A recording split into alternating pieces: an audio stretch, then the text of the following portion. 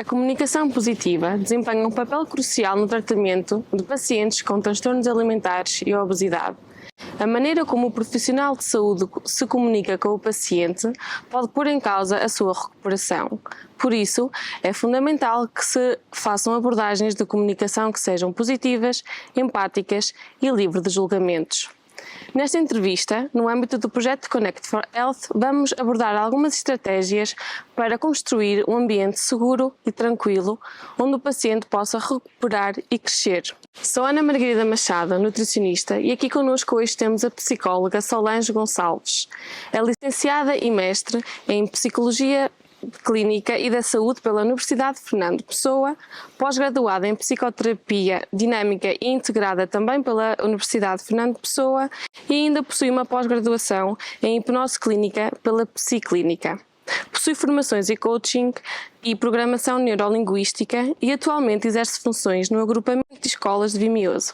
Seja bem-vinda, Solange. Olá, boa tarde, Ana. Muito se fala na comunicação positiva, mas afinal, o que é este termo? O que é que isto significa?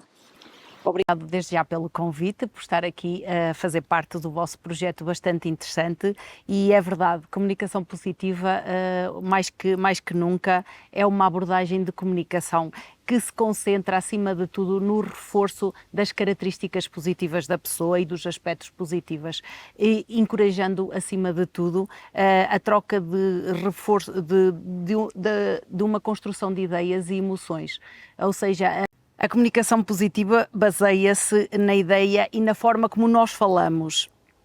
E como nós falamos e como nós ouvimos também. E com isto vai ter um impacto profundo sobre o ambiente em que vivemos e na forma em que sentimos e pensamos. Utilizando a comunicação construtiva e positiva, nós vamos falar e ouvir e pensar e sentir de uma forma positiva, tornando-se mais fácil e mais acessível ao paciente que está em sofrimento. Dentro da comunicação positiva temos também 4 características bastante importantes e principais, que é a assertividade. Nós temos que ser assertivos com o que falamos, da forma como falamos. Temos que saber estar e saber ouvir e compreender a pessoa que está ali ao nosso lado. Temos também que ser empáticos com a pessoa que temos à nossa frente e a empatia é fulcral, é muito importante. Se nós nos sabemos colocar no papel do outro, sabemos integrantemente compreender, entender, aceitar a pessoa que está à nossa frente e com tudo o que ela tem e que traz com ela, emoções, sentimentos, pensamentos, sofrimentos, toda a sua vida, não é? E nós nos sabemos colocar no lugar dela, nós conseguimos aceder mais facilmente à pessoa e ao paciente. Com a empatia nós conseguimos colocar-nos no lugar da pessoa e, acima de tudo, não julgar, não criticar e não lançar opiniões ou falsas perspectivas ou pensamentos. Temos também a parte da escuta ativa, que é muito importante, não é? O saber ouvir, que acima de tudo é tudo. Muitas das vezes nós simplesmente precisamos só quem nos escute, não é? Quem esteja ali, quem ouça as nossas lamentações, aquilo que nós temos a dizer. E o mesmo se passa com os pacientes que vêm ter connosco, não é? Que se nós soubermos estar ali para eles com uma escuta ativa, e a escuta ativa significa uma total atenção àquela pessoa, simplesmente estarmos ali a ouvir integralmente, tendo em conta todos os aspectos físicos da pessoa, a sua postura, a forma como ela se apresenta, a forma como ela sente, a forma como ela fala. Então a escuta ativa é isto, é o global daquilo que estou a ouvir. Não só as palavras que saem, como também toda a parte da apresentação que a pessoa traz. E temos também, depois destas 3 características, é importante nós sabermos dar um feedback construtivo, não é? Não é só sabermos ouvir, não é só sabermos colocar-nos no lugar do outro, não é só sermos assertivos naquilo que estamos a fazer, a ouvir e a dizer.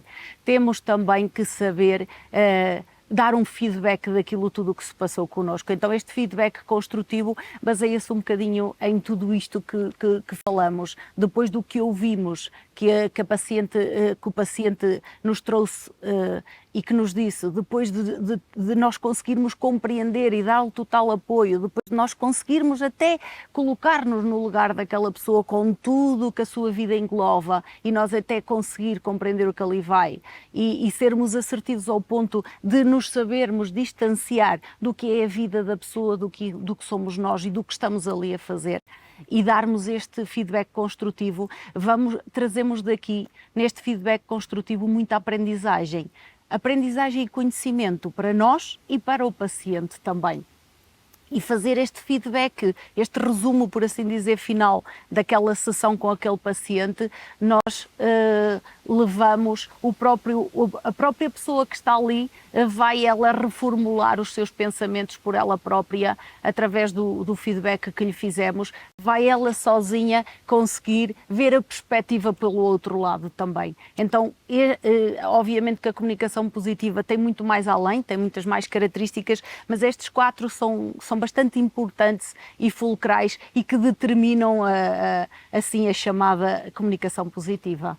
Sim, Solange, então e no caso nós sabemos que as pessoas são todas diferentes entre elas e algumas se calhar acabam por ser, não sei, mais resistentes ou menos. Na sua perspectiva, quais são os desafios que a comunicação mais apresenta, os desafios principais? Nós, obviamente, quando estamos perante estas problemáticas, não é? E estamos a falar de perturbações alimentares, não é? E obesidade, quando estamos perante estas problemáticas, por si só já tem um desafio. As pessoas já vêm reticentes ao que vai ali acontecer, as pessoas já não vêm satisfeitas, ou se calhar até vêm obrigadas, ou vêm descrentes, não acreditam que ali se possa passar alguma coisa. Isso já é um desafio, isso já é ali uma limitação que vai acontecer e que nós vamos ter que trabalhar isso. Não é só um desafio ou ali uma limitação para a comunicação positiva, é sempre isto que acontece, não é? As pessoas vêm fragilizadas, as pessoas vêm muito marcadas pela parte negativa e nunca pela positiva. E nós damos-lhe o choque de comunicação positiva, não é? Que é o lado positivo, é o lado mais assertivo. Então, aquilo que o grande desafio é nós partirmos logo para a questão das emoções e dos sentimentos e essa pessoa compreender que afinal a comunicação positiva entra pela parte sentimental, pela parte emocional, entra pela parte da compreensão, da escuta ativa e fazer com que causemos naquela pessoa, naquele paciente, confiança, que é o que ele precisa e que é o desafio que, a meu ver, me parece o maior, é gerar esta confiança no paciente, esta relação, criar a relação terapêutica. E no caso de ser necessário abordar questões relativas ao peso ou à imagem corporal, porque também é um tema bastante sensível e, como você disse, há bastante fragilidade dos pacientes, quais são as estratégias que considera importantes e se calhar começar a trabalhá-las e depois ir para outro caminho, mas quais são as principais ou as iniciais? Falamos de imagem corporal, não é? A imagem corporal refere-se às percepções, aos pensamentos, aos sentimentos e às emoções que nós temos do nosso corpo, não é? Que difere daquilo que a minha amiga ou que o meu colega ou que a minha família vê em mim, não é? Que é totalmente diferente. E nós... quando estes pacientes vêm ter connosco com estas perturbações dismórficas do corpo, não é? Em que eles têm uma imagem disfuncional ou pensamentos disfuncionais da sua própria realidade corporal, imagem corporal ou até da problemática peso, não é? Nós, em primeiro lugar, a primeira estratégia e a mais importante é criar aqui um ambiente de confiança, um ambiente seguro para aquele paciente. a paciente ou o paciente tem que se sentir seguro, tem que se sentir que está no seu local, que ali é ele, não é? Que ali é ela, que pode dizer, sentir, Sem o tal julgamento. ao julgamento e crítica, isso mesmo. Então, a primeira grande estratégia é o estabelecimento da relação terapêutica, que é o mais importante. Se eu conseguir aceder ao emocional, à parte pessoal daquela pessoa, eu consegui estabelecer uma relação terapêutica, tudo será bem mais fácil. Depois, tendo essa etapa sendo ultrapassada e havendo uma boa relação terapêutica estabelecida, existem várias estratégias para trabalhar com a parte da questão da imagem corporal, com o peso e obesidade, por assim dizer. Uma delas é, por exemplo, trabalhar os pensamentos e as emoções, em que tudo isto é disfuncional também neste tipo de perturbações. Todos os pensamentos que ali estão têm que ser revistos, têm que ser pensados, e há a tabela e os registros de pensamentos disfuncionais, que era importante começar a colocá-los e a trabalhá-los por si só. Seria uma das estratégias, porque nós conseguimos aceder à sua forma de pensar, à sua forma de sentir, como aquela pessoa se consegue ver e como é a sua imagem. Temos também uma técnica que eu acho também bastante interessante, que é a técnica do espelho, mas eu acho que essa técnica tem que ser um bocadinho mais avançada. Temos que ter, para a conseguir fazer com real sucesso, temos que sentir que aquela pessoa está realmente connosco, está realmente ali, confia em nós e acredita que vai ser capaz de avançar e superar este problema. A técnica do espelho é bastante interessante, é a confrontação da sua realidade dismórfica corporal com a realidade real, não é? Então passa pelo seguinte: por norma a pessoa vê-se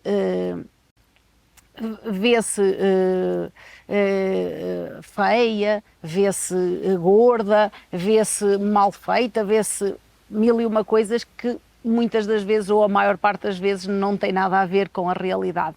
Então a técnica do espelho será a pessoa olhar-se e dizer como se sente, ou então e depois encostar-se a uma parede ou ao próprio espelho de costas e desenharmos o perfil. E ela depois fazer a confrontação daquilo que ela própria, ou então, em vez dela dizer, ela própria desenhar como acha que é a sua imagem corporal, e depois nós encostarmos ao espelho e ela e desenharmos por trás, e ela fazer a confrontação com o seu desenho, ou com o que ela disse e expressou, com aquilo que ela realmente é, que é a realidade, o perfil desenhado. E aí há uma realidade contra um pensamento disfuncional, uma imagem disfuncional. E então essa confrontação da técnica do espelho é bastante interessante também. Depois há várias, obviamente. Também dependendo do caso, se calhar depois. Do caso e da pessoa que temos também ali à nossa frente, sim. Então, Solange, diga-nos, eu gostaria de lhe pedir também que partilhasse connosco uma história, e verídica, claro, de sucesso relativamente aqui à questão da comunicação positiva. Uma história onde a comunicação positiva foi a chave para a recuperação do paciente. Olha, na verdade tenho uma história com uma adolescente de 14 anos, há aproximadamente 2 anos atrás, que chegou a mim não por vontade própria, chegou a mim na escola onde eu trabalhava, não na atual, mas na anterior, uma jovem de 14 anos, chegou a mim através da sinalização pelo diretor de turma, porque aquela jovem constantemente se isolava, constantemente estava triste, chorosa, não socializava, recusava qualquer quer que seja, qualquer atividade, o que fosse, a forma como se vestia era uma forma de ocultar todo o seu corpo, incluindo as próprias mãos. Ela até com a camisola tapava as suas mãos, sempre com o gorro, sempre bastante tapada. E na hora do almoço, que era quando se notava mais, ela arranjava sempre uma desculpa para não comer. Depois as amigas foram vendo e perceberam que não era só na hora do almoço, que quando era para irem lanchar a meio da manhã no recreio, ela evitava e tinha sempre desculpa, ou ia para a casa de banho e não comia. Pronto, e com isto depois fizemos um levantamento, depois obviamente chamamos a família e verificamos que em casa também havia sempre uma recusa muito grande em comer, pronto, e por aí ela veio. A relação terapêutica foi muito difícil de ser estabelecida, porque sendo uma adolescente de 14 anos, estando na fase de entrada da adolescência, nem é criança, mas também não é adulta, é uma jovem adulta, e que tem aquela crise de identidade toda em cima dela, aquelas frustrações, ansiedades e tudo, foi muito difícil conseguir uma relação, estabelecer uma relação terapêutica, mas com muita... porque é isso que nós também temos que adquirir ao longo do nosso tempo, é tolerância, paciência. Com muita paciência e tolerância conseguimos e criamos ali uma relação de confiança muito boa. A partir daí começamos a trabalhar a desconstrução dos pensamentos disfuncionais, o registro de emoções e de pensamentos, trabalhamos a imagem corporal, fizemos aí a técnica do espelho que resultou muito bem. Ela teve assim, na altura da confrontação, ela disse: a doutora desenhou isto mal, não fez bem o perfil. Não fiz, e eu posso fazer de novo. Fizemos de novo, dava tal e qual igual, e ela quase que lhe custou bastante acreditar. E aos pouquinhos fomos sempre falando na parte sempre positiva, trabalhamos muito a autoestima, porque obviamente está sempre muito lesada, se é que existe, em alguma parte das vezes, foi trabalhada a autoestima e sempre de forma positiva. A comunicação foi sempre na base das emoções, na base dos sentimentos, na base do saber ouvir, do saber escutar. Ela, quando vinha... Depois, quando ganhou a confiança, ela vinha sempre, quando se sentia frustrada, ansiosa, triste, ela recorria logo, vinha logo e chorava muito e falava. Então esta parte da escuta ativa foi muito, muito importante ali neste processo. A empatia também, o sentirmos... Porque nós somos humanos, não é? Nós somos humanos e temos que também sentir empatia e simpatia pelos nossos pacientes e conseguir realmente chegar a eles e ter esta preocupação com eles. E aqui eu considero que a empatia também foi fulcral também neste processo. E passados 2 anos ela conseguiu, sim, conseguiu superar. Posso dizer que ainda continua em apoio, mas já está bastante autónoma, bastante independente. Estes pensamentos disfuncionais relativamente à sua imagem corporal já não são assim, já desapareceram. Ela já gosta do que vê, já gosta de si e pondo uma opinião própria, não é? Ela via-se como uma menina feia, que ninguém gostava dela, e a realidade era totalmente o oposto, era uma jovem linda a todos os níveis, tanto interior como exteriormente, mas ela não se via assim. Hoje em dia ela já se vê um bocadinho assim, já consegue pôr cá fora e ao de cima as suas características positivas, aquilo que ela tem de melhor, e consegue ir dando no dia a dia. Considero que sim, que foi uma luta de sucesso, sem dúvida, e que me deu muito gozo, porque aprendi e cresci bastante. Também crescemos, também o profissional de saúde cresce à medida que o paciente também cresce. Sim, é verdade, sim. Pronto, Solange, resta-me agradecer a sua presença aqui, muito obrigada. Obrigada eu pela proposta que fizeram e por me terem convidado a estar aqui. Pronto, a comunicação é uma ferramenta poderosa. A palavra tem o poder de curar, inspirar e transformar vidas e auxilia também na construção de um ambiente seguro, de apoio e compreensivo para todos aqueles que enfrentam transtornos alimentares e a obesidade.